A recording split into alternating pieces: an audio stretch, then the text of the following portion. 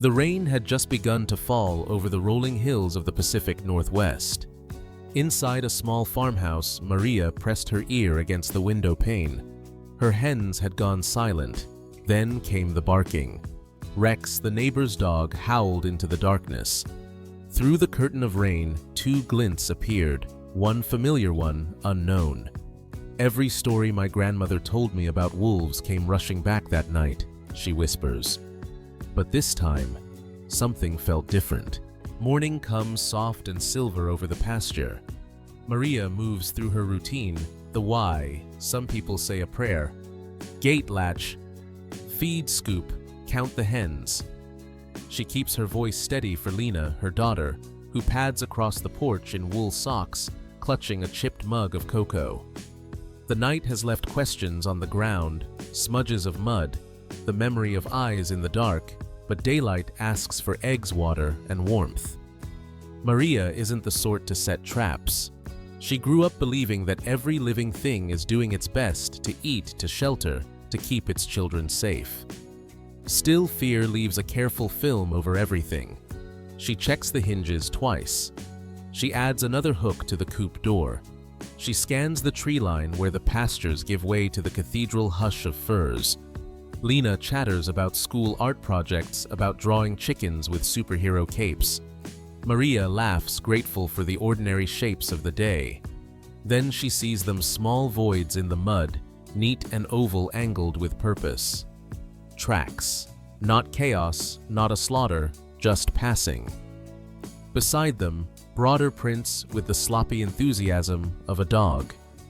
Together, the trails point toward the woods, as if two memories had taken a walk. Maria kneels, fingertips hovering just above the impressions. She remembers the barking, the hush that followed the way the rain made everything honest. She's not ready to name it safe, not ready to call it danger. She is a mother. That means holding both. Neighbors have stories. Always. Coyotes, cougars, raccoons, with nimble hands. And wolves spoken like a rumor that walks. Last winter, Mr. Jensen down the road said he heard howls layered like a cord far beyond the creek. The state biologist swore there were only passing pairs, not established packs. Transient, the report had said, a word that means here and not here in the same breath. Maria remembers a different word from her uncle's weathered field manual coexistence. The pages were full of sketches, electric netting, motion lights, guardian dogs, all the ways people learn to live where wild and home overlap. She tucks that memory into the pocket of her chore coat. Today she will not sharpen fear. She will sharpen attention. She walks the fence line. Here a sag where winter took its tithe. There a tuft of tawny fur snagged on woven wire, probably deer, she tells herself. She notes the places where darkness could lean close, where the forest can listen to the farm breathe. When she turns back, Lena is crouched by the prints, tracing the air above them like she's reading a secret. They collect eggs together, counting aloud like a game. 11. 12. 12 and a half when Lena finds a small warm egg and cradles it like treasure.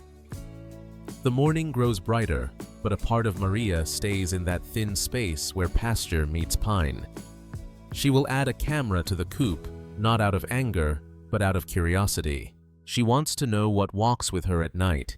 She wants to know what the dog knows. She wants to see for herself. By the third night, the rain had stopped, but the silence felt heavier. The hens stirred restlessly, and Maria's mind replayed every sound she thought she'd heard, the flutter, the bark, the hush after. She wasn't sure what frightened her more, the idea of a predator or the thought that something was watching, yet never struck. At dawn, she put on her boots and walked to the coop, the air still wet with fog. At first glance, everything looked fine. Then she saw it, a line of prints crossing the mud like a sentence half-written. Sharp, narrow pads. A gait that meant confidence, not chaos. Beside them, the broader looping tracks of Rex, the neighbor's dog. The two trails wound together toward the forest and vanished between the ferns. They were walking side by side, Maria murmured. Not chasing, not running, just walking. A strange mix of fear and wonder settled in her chest. Maria took photos on her old phone, not to send to anyone, but to remember what the truth looked like before fear rewrote it. She noticed the stride longer than a dog's precise, deliberate. And yet, the two sets of prints matched rhythm, step for step. If it had been a chase, she would have seen the chaos, the torn dirt, the sprint marks. But this looked like two animals remembering how to move together. Her grandmother used to say that wolves carry the memory of every trail they walk. Maybe that was why this one had come back, not to take, but to look for something it lost. A scent, a voice, an old companion's bark. She didn't want to believe that, not yet, but part of her already did. Maria followed the trail until the grass swallowed it whole. At the edge of the woods, she stopped, no sound but her breath and the faraway creak of trees. For the first time, she whispered into the silence, not in fear, but in recognition. If you're out there, I see you. Then she turned back toward the farmhouse, boots heavy with mud, heart lighter than before. That evening, Maria placed a small security camera behind the chicken coop. She told herself it was just for proof, to calm her mind to explain the missing hens. But deep down, she wanted to see who walked those steps. The forest didn't answer questions, it only whispered them back. By midnight, the camera's red light blinked quietly in the dark. Rain dripped from the eaves, the world muted to a heartbeat of wind and rustle. Inside the farmhouse, Maria sat by the window laptop, opened the feed streaming in grayscale silence. Hours passed, raccoons came and went, an owl swooped low. Then, movement. A shape emerged from the tree line, lean gray, cautious but not afraid. Behind it, another. A dog. Rex. The wolf didn't attack. It didn't even approach the coop. It stood there steady and watchful, as if listening for something only it could hear. And Rex, the dog, didn't bark. He wagged his tail once, then twice, his body relaxed in a way that only comes from familiarity. Then the wolf turned, gave one look toward the house, and vanished into the trees. It wasn't hunger that brought it here. It wasn't the scent of chickens. It was something older, recognition, memory, maybe even friendship. Maria remembered what the neighbor had said months ago. Rex was once trained at a wildlife rescue center, one that housed wolves for rehabilitation. The thought made her shiver. Had this been a reunion, Maria leaned closer to the screen, watching frame by frame. Two creatures, one domestic, one wild, meeting in the stillness of a human world. No teeth, no threat. Just a moment of understanding caught by a camera meant to prove something else entirely. Maybe, she whispered, it came not to hunt, but to remember. The next morning, the world felt different. Not safer, not calmer, just changed. Maria brewed her coffee, but forgot to drink it. The image of Rex and the wolf standing together played on repeat behind her eyes like a song she couldn't turn off. She needed to know why. When she walked down the dirt road to her neighbor's house, Rex trotted to meet her. Tail high, eyes bright. There was no guilt, no tension. Only the easy comfort of a creature that knew it had done nothing wrong. The neighbor, Tom Jensen, laughed when she asked about the rescue center. "Oh yeah," he said. "Rex used to be part of a training program out in Idaho. They had wolves there, real ones. He was a pup then. They socialized the dogs to help study behavior between domestic and wild canines. Guess he never forgot his playmates." Maria stared toward the forest. A pup and a wolf once together, now grown apart. Maybe that explained the tracks. Maybe that explained the silence. She returned to the farmhouse and opened her laptop again. Frame by frame, she studied the video the way the wolf's ears tilted when Rex appeared, the small lift of its tail, a subtle signal of peace. It wasn't hunting behavior, it was recognition. It was the kind of gesture you make when you find something long lost. It knew him, Maria whispered. It remembered. For the first time, she felt a pang, not of fear, but of empathy. What must it be like to walk the edge of a world that no longer knows your scent? That night, Maria couldn't sleep. Every creak in the barn, every groan of the roof felt alive with meaning. She imagined the wolf moving through the timberline, nose to the wind, guided by scents of hay feathers and old friendship. She pictured Rex restless, two ears twitching toward the hills. And somewhere out there, two stories, one wild, one human, began to overlap again. Maria wrote in her small notebook before bed, "Fear protects, but memory connects." She placed it beside her window and turned off the lamp. Outside, a thin fog crept over the pasture. Somewhere beyond, the wolf waited. The storm rolled in before sunset, not gentle but alive, wild like something remembering itself. Rain drummed against the tin roof. Wind bent the trees into shapes that looked almost human.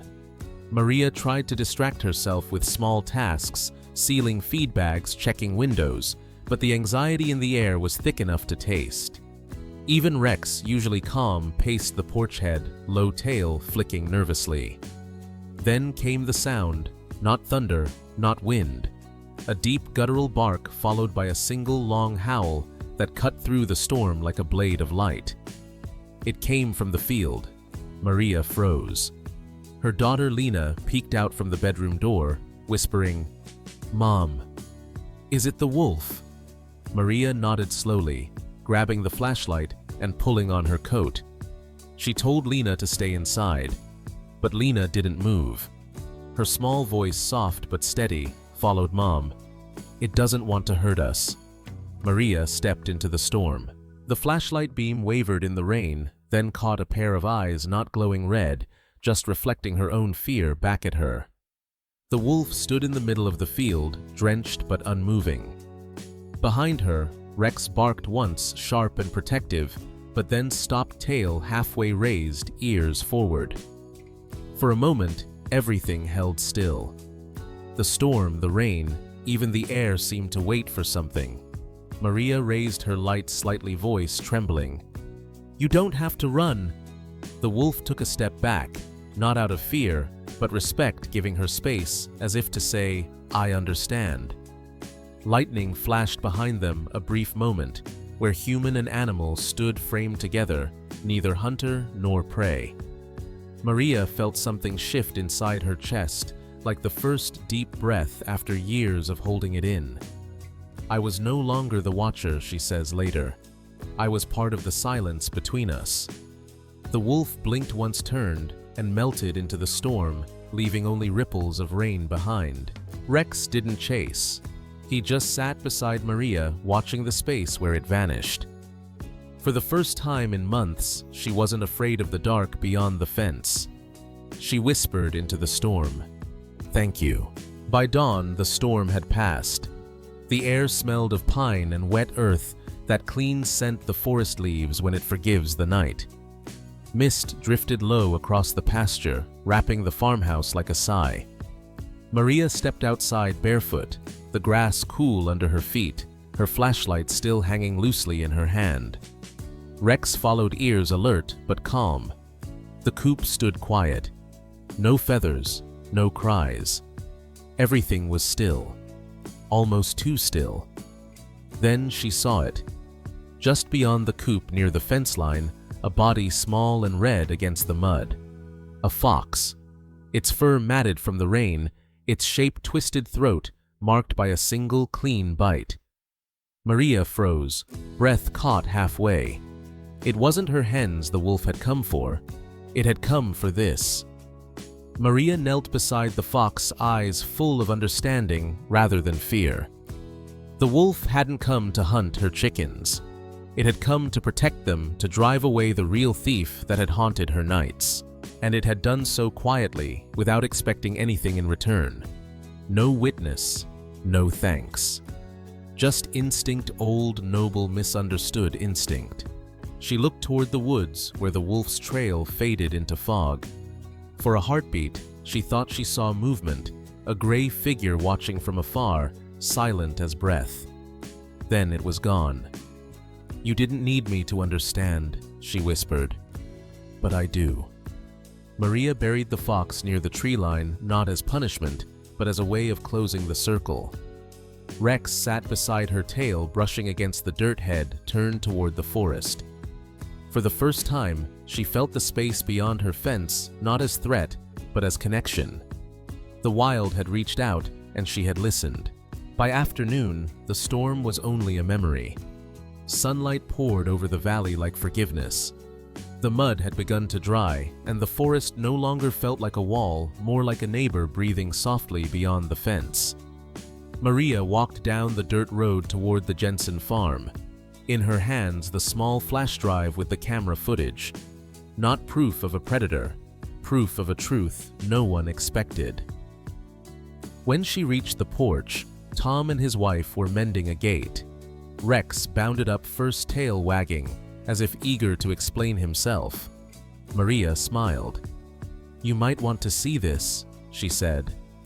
That evening, half the neighbors gathered around her laptop, farmers, ranchers, even the mailman who once swore he'd seen yellow eyes in the brush. They watched the video. The wolf stepping from the trees. Rex's body language calm, familiar. No blood, no violence, just recognition, a pause, and departure. When it ended, silence held the group. Tom broke it first. "Guess we've been guarding the wrong side of the fence." That night, for the first time in years, no one spoke of traps or bounties. They spoke of fences, yes, but fences of light, not barbed wire. Maria suggested motion sensors and safe enclosures, not to keep the wild out, but to remind it where home begins. And together, they agreed on something rare: to leave space for what lives beyond their reach. Maria never called it forgiveness, she called it balance. The hens slept soundly now, and so did she. Fear had been replaced by attention, suspicion by respect. And though the wolf never returned, its lesson lingered in the light that now glowed softly at the edge of every farm. "The wild doesn't always stay beyond the trees," she said. "Sometimes it walks right through our hearts to remind us who we are." Weeks passed. Autumn deepened, the mornings colder, the nights still. The rains came less often now, leaving frost instead, soft white breath over the pasture. Maria woke early every day, sometimes before the sun, standing at the window with her coffee, listening. No more missing hens, no more eyes in the dark, only the faint rhythm of wind through the trees. But on some mornings when the fog rolled down from the ridge, she thought she heard it far, faint and lonely, a single howl carried across the valley. Not a threat, not a warning, a farewell. And she smiled, because this time she understood. In the quiet that followed, Maria began to notice small things she'd never seen before. How the hens huddled closer in rain. How the deer stepped lightly through the orchard at dusk. How Rex, now older, always looked toward the tree line before lying down to sleep. She realized the wolf hadn't come to change her life. It had come to remind her what life was, a balance between fear and faith, between what we keep and what we let roam free. "The wild doesn't vanish when we stop fearing it," she says. "It just learns to live beside us, quietly, patiently, waiting to be seen." "I used to think fences kept me safe," Maria whispers. "Now I know sometimes they only keep me from seeing the truth." She turns off the porch light and walks back inside, her silhouette framed by the glow of morning. The forest hums quietly, alive but unseen. The story that began with fear ends in understanding, and the echo of a wolf somewhere far away carries it forward.